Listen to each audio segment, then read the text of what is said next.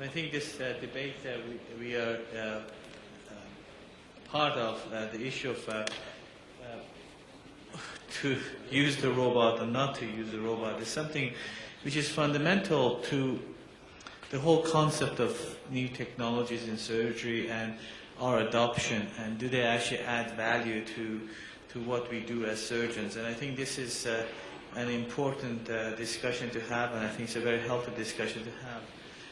I'm going to give you my 2 cents worth of where I think this whole field of robotics as a single tool or technology is going to go. I mean, people talk about it as if it's a next revolution. It really is just another tool. I think whenever you look at any think tank which is looking at how information technology is going to change healthcare, there are a number of things you see there, from biomaterials, but robotics plays a big role in this. Interventional telemedicine, simulation, genomics, and I think a lot of that is the promise of what it brings. Unfortunately, however, whenever people think about robotics and robotic surgery, they have this vision of intuitive, and really this company should be applauded for the incredible work they've done in marketing their system. But again, I would like to stand here as somebody who has used their system, another system, and say this is not the end all of a robotic. It's certainly currently the gorilla in the field, but there are systems being developed, and again, I would say this is first generation. Remember, I showed you some of the slides.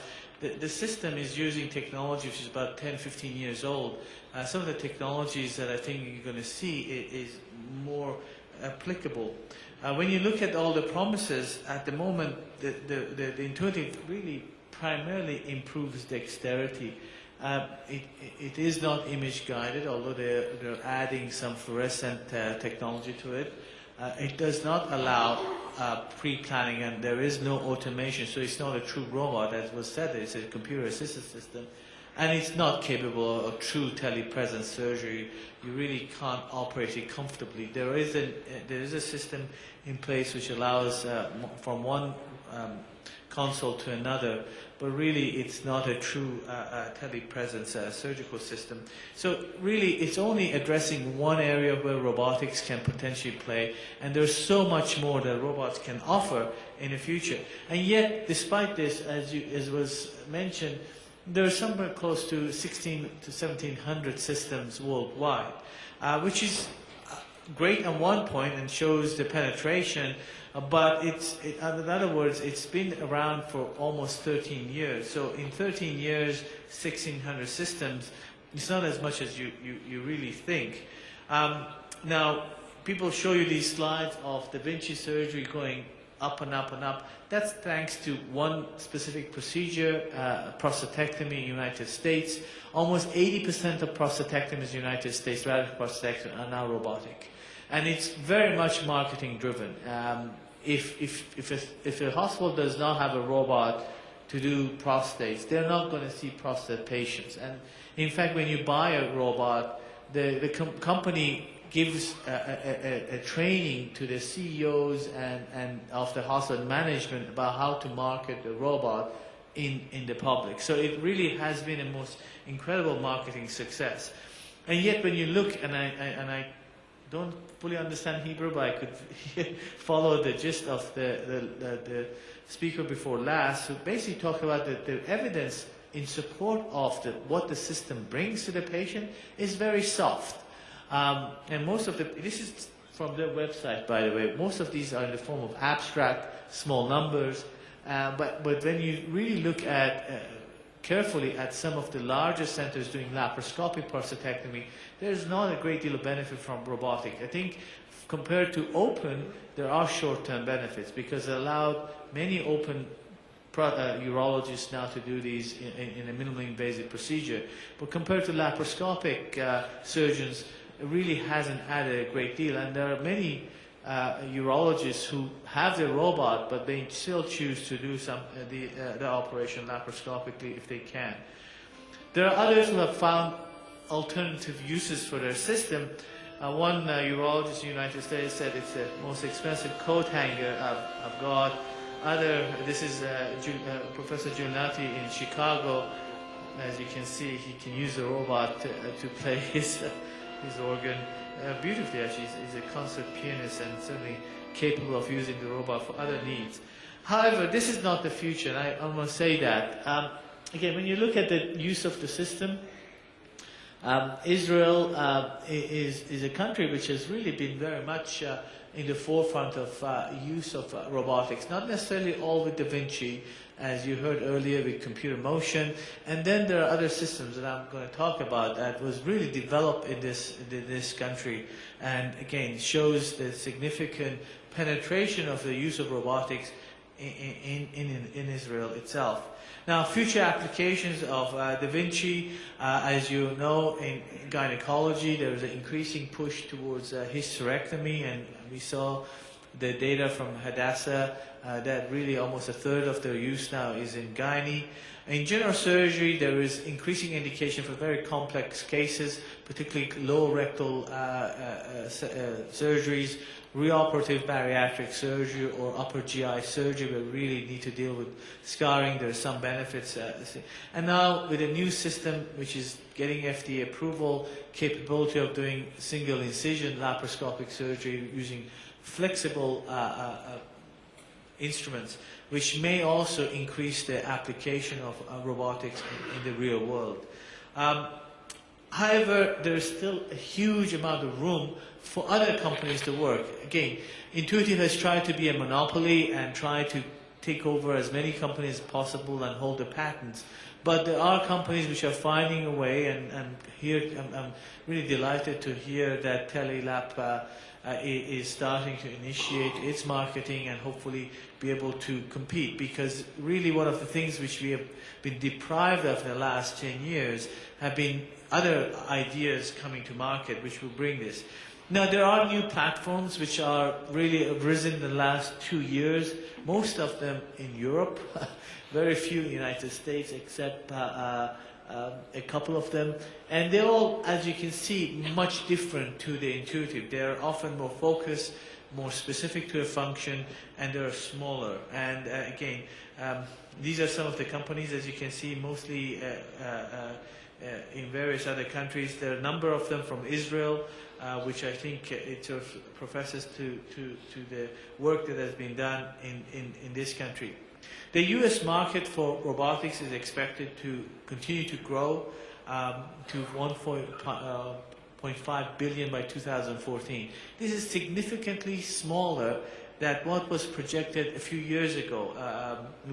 A few years ago it was projected it would be about 14 billion, so almost a 10. And part of that is because of the recession that we went through, and part of that, frankly, is because of the monopoly that Intuitive has. It has squashed so many companies which were really coming up, and including Endovia, which was actually in computer motion, and then there are a number of other smaller companies which have been taken over. So I think that actually has had a dulling effect on the rise of robotics in the marketplace. But even so, you can see there is estimated that in all fields, both the robots itself, the simulation, everything, we're going to see an increase in its application in the next few years. And this is really very, very conservative projections. Now, as I said, Israel has a significant heritage in medical robotics. Endovia, I don't know how many people here actually use Endovia system, were involved? A few? Sorry?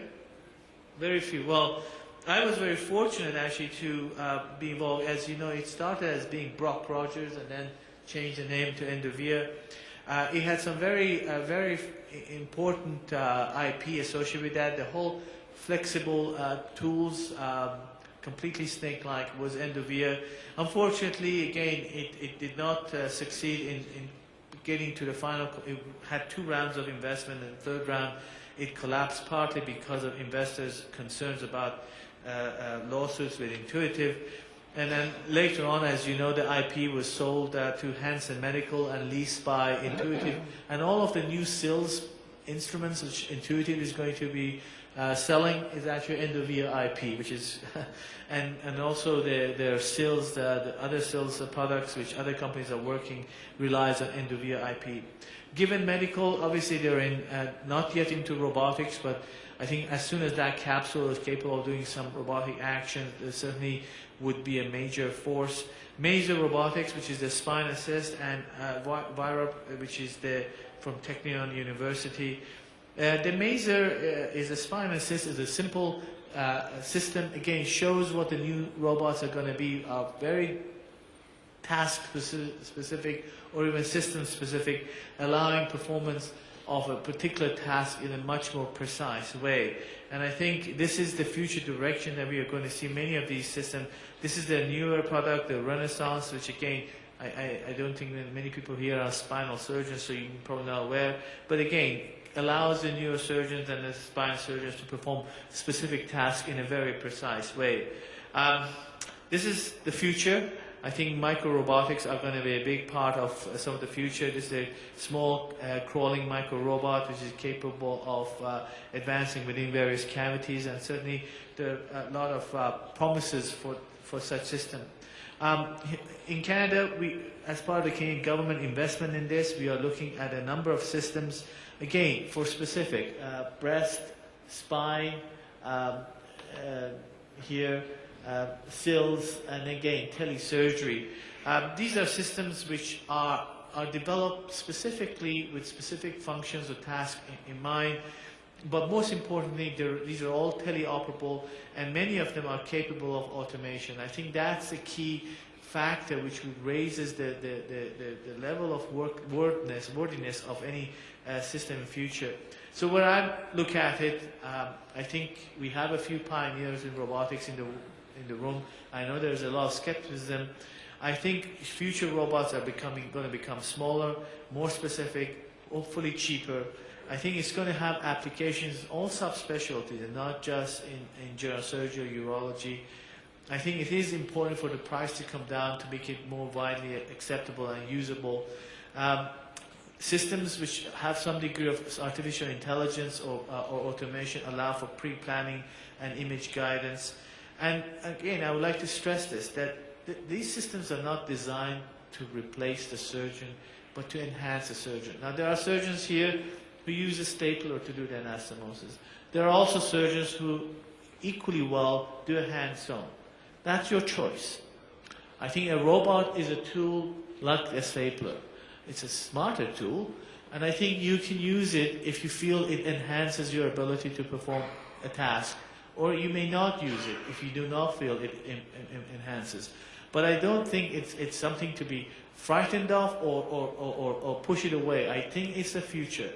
Technology is going to be there to help us. But I think there is a lot of, frankly, prejudice against the robot, if I may use that, just because we are very much driven that we can do the task ourselves, and to having a machine help us doing the task is not something surgeons really comfortable. And I'm going to end with this little clip from Saturday Night Live, which really shows some of the fear people have of robotics.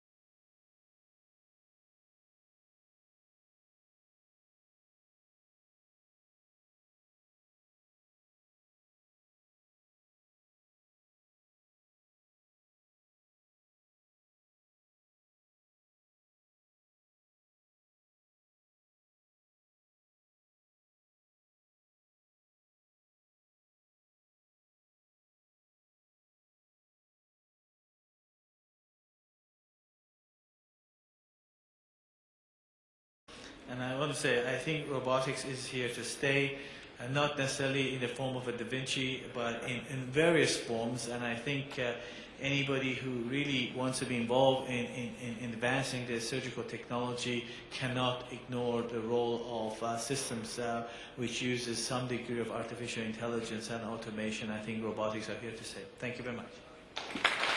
Thank you very much.